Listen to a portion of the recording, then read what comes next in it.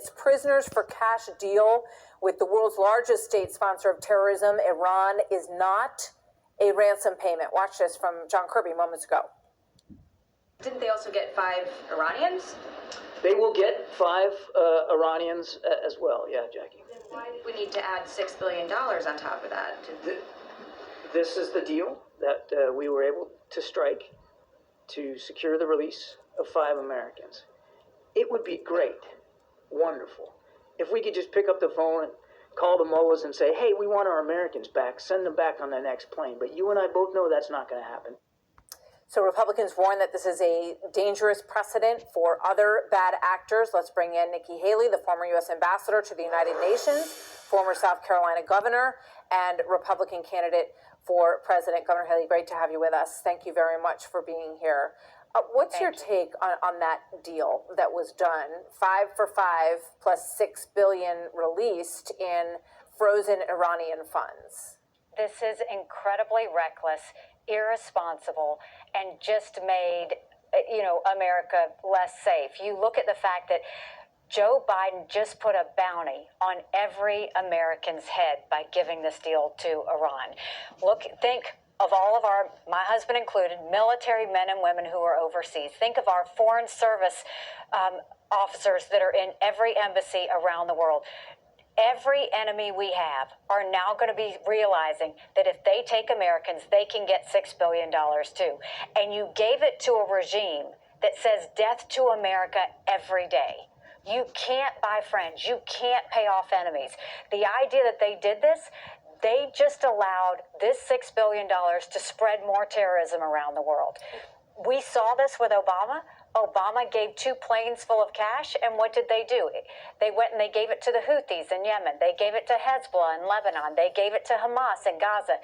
They put it in Iraq and Syria. We're getting ready to see terrorism go up, and you're getting ready to see Americans overseas much less safe because he put a bounty on every American's head. It's unthinkable. It's irresponsible. It's incredibly reckless. Well, your husband's on a year-long deployment starting this week in support of Operation Enduring Freedom, and we thank him and everyone else who is out there serving. John Kirby suggested that, well, people just shouldn't go to Iran and then they won't get taken into custody. But as you point out, people can fall into these situations anywhere, even serving. I want to ask you about this David Ignatius op-ed this morning, because in it, the windup is very favorable, very complimentary of the job that the president has done so far. And this is what he says about him as a strong leader on the foreign policy front. Watch this. I couldn't agree more that Biden has been a strong leader in foreign policy and in domestic policy. And one of the things that I admire most about Biden is that he's gathered a team around him of very solid people who think strategically. He is the leader of that team, but the team members themselves are strong. What do you think about the team that supports President Biden right now? Because, clearly it does take a team in these situations, and Ignatius is very favorable of the work they've done. Look, 3/4 of America, they don't want to see a repeat of Trump and Biden. They want to see a new generational leader. The Senate has become the most privileged nursing home in the country. These people need to know when to leave. They need to know when to get out of the way. And you look at Biden, I'm not running against Joe Biden. I'm running against Kamala Harris. No one believes that Joe Biden's going to actually perform in his term.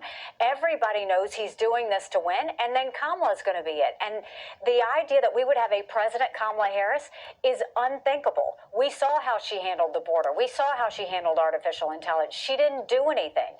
And so what you've got is you've got an Obama regime that is like backing up Joe Biden, that's pushing Kamala Harris. But at the end of the day, where has it gotten us?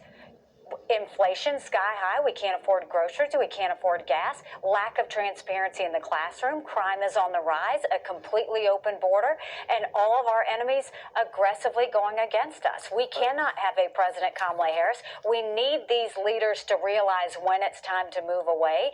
We've got to have a new generational leader if we're going to deal with the threats of Let me ask you this. That's what Ignatius is calling for. In fact, he doesn't think that you would be running against Kamala Harris. He would like to see both swept off of the ticket and start clean with someone else. Were you surprised to hear that from a Washington Post editorial? And do you think that is going to happen? Do you think the dynamic is beginning to shift in terms of the support for the president and even the vice president. We can feel it on the ground. I mean, no one has faith in Kamala Harris. That's a given. That's why he wants her off the stage, too. But no one has faith in Joe Biden. They don't trust what's happening. They don't trust government at this point. They want to leave the past behind us, and they want to go looking forward in the future. I've had 80 town halls in Iowa and New Hampshire.